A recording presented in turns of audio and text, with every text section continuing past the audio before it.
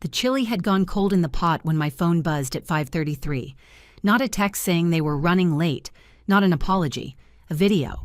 My sister Tessa, sunglasses reflecting camera flashes, one manicured hand on the hood of a candy-red convertible. The engine revved.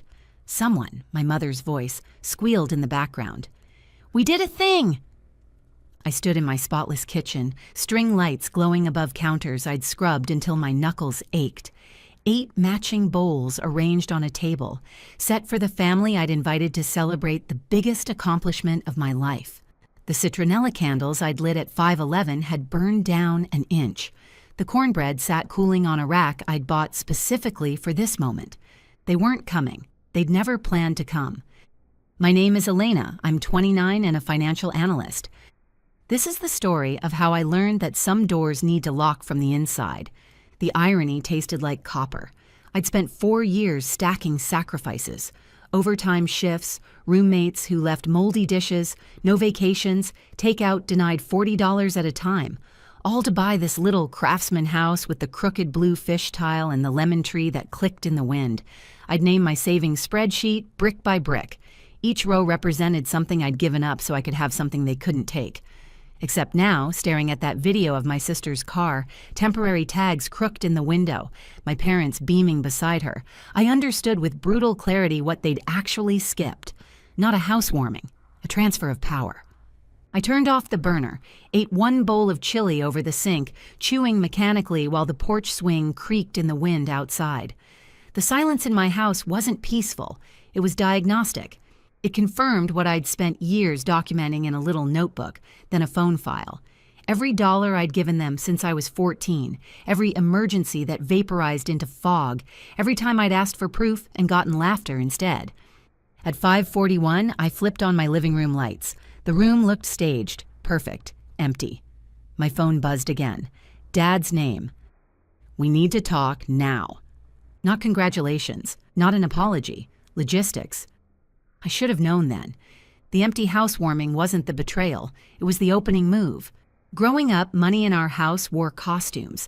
Sometimes it was called love, sometimes responsibility, sometimes duty, whatever word fit the transaction.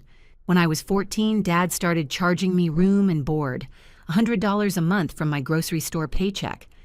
"Teaches you the real world," he'd said, taking the bills like I was paying a fine. By 16, I'd asked where the money went. "Into the family," Mom had answered. When I asked for proof, Dad laughed. That laugh still echoes in my skull. Meanwhile, my younger sister Tessa lived under a softer sky. When I bought a used car, I changed my own oil in parking lots. When she got hers, Dad handed her keys to a new hatchback. "A young woman needs something safe," he'd announced. Everyone clapped. When she dropped out of college, they called it vision. When she started an unlicensed candle business, they called it potential. And when I said no, when I refused to co-sign a lease or add her to my phone plan, the language shifted. Suddenly I wasn't family. I was stingy, cold, a ledger with legs. "Don't be a ledger, Elena," Mom would say, her voice going glassy. "We fed you, clothed you, did everything for you." Dad would deliver the killing blow while staring out windows. A real daughter provides. That's how love was measured in my house, not in presents or words, but in transactions. The more I gave, the more they asked, and the less I existed outside their needs. I'd thought buying a house would change that equation. I was wrong. They arrived the next evening in a convoy. No call first. Dad's truck in front, Mom's SUV behind, Tessa's shiny red car bringing up the rear. I watched through the peephole as Mom pressed her lips together, preparing to scold, as Tessa checked her hair in the visor mirror, as Dad grabbed a clipboard from his passenger seat. Of course he had a clipboard. I opened the door before they could ring. "Hey," I said, flat. Mom air-kissed near my cheek. "We'll bless the house after," she announced. "After what?" Dad brushed past me like he owned the place. Tessa filmed a pan for her story. "Look, you guys, my sister's house." No one took off their shoes. No one noticed the crooked blue fish tile. No one asked about the lemon tree dropping fruit in the backyard. Dad set the clipboard on my counter, the counter I'd scrubbed spotless for them, and flipped to a page covered in printouts, headings, bullet points. His eyes gleamed. This was a project he'd prepared for. "First item," he began. "Since your sister's insurance is predatory, we're moving her registration to your address. She'll park here sometimes." The words landed like stones in still water. "No," I said. He blinked. "Excuse me?" "No registration at my address unless the person lives here." Mom's voice went syrupy. "She'll be here all the time. She needs a stable base." Tessa leaned on my counter, phone still recording. "It's not a big deal, victimless." "It's not about crime," I replied. "It's about my name." Dad exhaled, humoring a stubborn child. "You're being rigid. Next item, we need to get your father on the deed." My pulse jumped. "You are my father." He ignored it. "For estate reasons, so things are clean if anything happens to you." "If anything happens to me," I said slowly, "my will is in my desk drawer. 2 witnesses signed it. No one goes on my deed." Mom's smile thinned toward sharp. "We're protecting you. You don't understand how the world works." "I understand perfectly."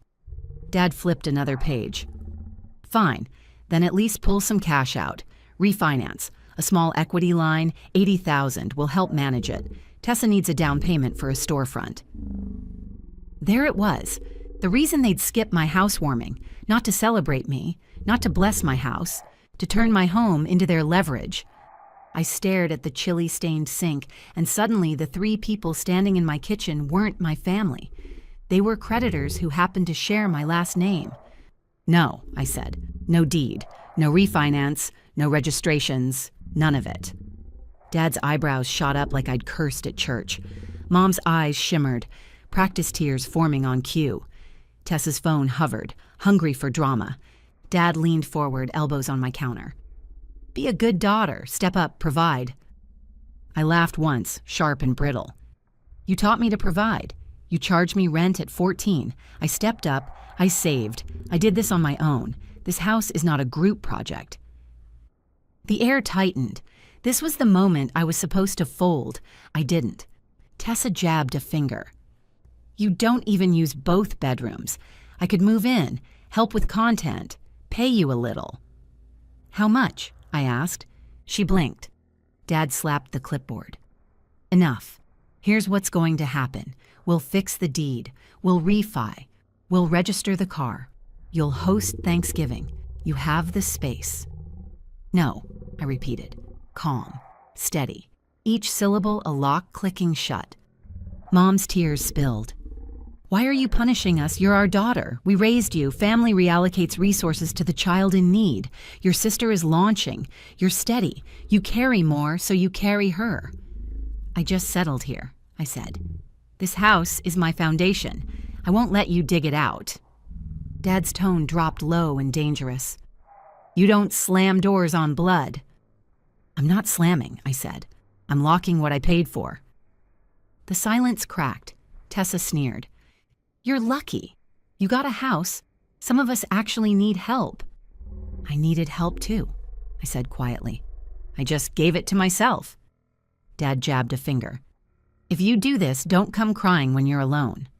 Mom added softly. "And don't expect us to show up when you need something." I stared at the lemon on my counter, bright yellow against the spotless surface. I wanted to throw it. Instead, I straightened my shoulders. "House rules," I said. "No registrations unless you live here. No keys handed out. No one on my deed. No loans for boutiques or saw collections. If Grandma needs medicine, I'll help her directly. Otherwise, this house is not your ATM." Dad barked a laugh. "An ATM? You mean a receipt?" "Yep," I said. "A receipt. From now on, everything has one." Mom shook her head slowly. "You've changed." "I've moved," I said, "and this house moves with me." They left without another word. Tessa revved her new car so loud the windows rattled. The sound faded into the night, but the tremor in my chest stayed. Within an hour, the family group chat erupted. Mom: "Your behavior today was unacceptable." Dad: "Ungrateful." Tessa posted screenshots to her story with snake emojis.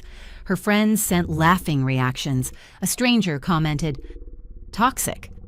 I muted the chat, turned off my ringer, Then I got to work, changed the lock codes, froze my credit, flagged my property records at the county, called the dealership. Yes, someone had tried to use my address. No, it didn't go through. Paper trails keep reality real. Mom's voicemail swung from scolding to pleading. If you love me, call me. Dad sent refinance calculators captioned. Be reasonable, Tessa posted. Sometimes the people closest to you laugh when you try to drive. Drive anyway. But here's what they didn't know. I'd started preparing for this years ago. That little notebook I'd kept since I was 14, I'd digitized it. Every payment, every family emergency, every time they'd promised to pay me back and didn't. Dates, amounts, context. I had years of documentation showing a pattern. And when Dad tried to add himself to my deed anyway, I found out through a county clerk who knew me from processing my purchase, I didn't just say no. I went nuclear. I filed a fraud alert. Then I contacted every family member individually, not in the group chat. Private messages. I sent them the spreadsheet, every transaction, every broken promise, every time they'd called me selfish for having boundaries.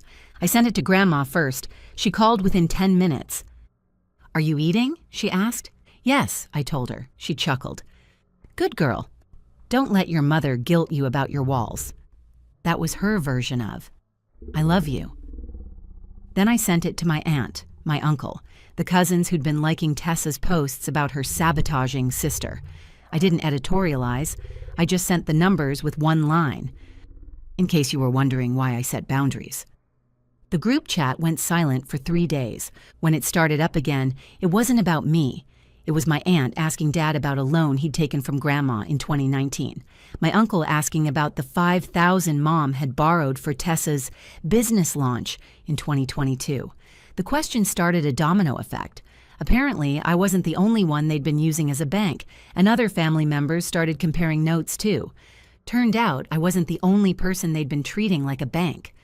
The Sunday they'd planned to hold a family meeting about my behavior, I grilled 2 burgers on my little patio. They held it without me.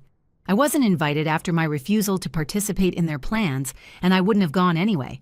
Gave one to my neighbor, the woman who'd waved at me on moving day. She smiled. You're a good neighbor.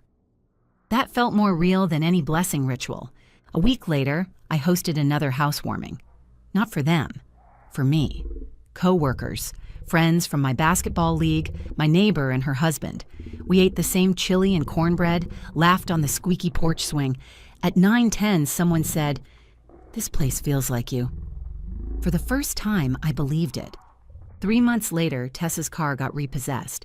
The dealership had used my parents' address after mine was rejected, but they couldn't make the payments. Dad called me once, asking if I could step up one more time. I told him I'd already stepped up, when I bought my own house. He hung up. Mom sent a long text about family loyalty and how I'd regret this someday when I needed them. I didn't respond, but I did screenshot it and add it to my documentation folder, just in case. That text was the last real communication we ever had. In the years since, there have been no calls, no visits, no attempts at reconciliation from either side. My relationship with my parents and Tessa didn't just fracture. It ended completely. And for the first time in my life, I'm okay with that. Because here's what I learned from that empty housewarming, from that clipboard on my counter, from years of being treated like an account instead of a daughter. Family isn't ownership. Boundaries aren't betrayal. And freedom can sound like a locked door with laughter inside it. This house is mine. The deed has one name on it. The locks have codes only I know. The lemon tree drops fruit in my backyard, and I'm the only one who gets to decide who sits under it. Finally, it's mine. If you've ever had to draw a line with family, you know how heavy and how freeing that line can be. Have you faced something like this? Tell me in the comments. You're not alone in this fight. Before you go, here's a quick bonus for sticking around. If you love learning and growing like I do, you need to try audiobooks. I've got an exclusive deal with Audible. Your first month is completely free. That's access to over 500,000 titles. Zero cost to you. All the details are waiting in the description. Don't miss this one.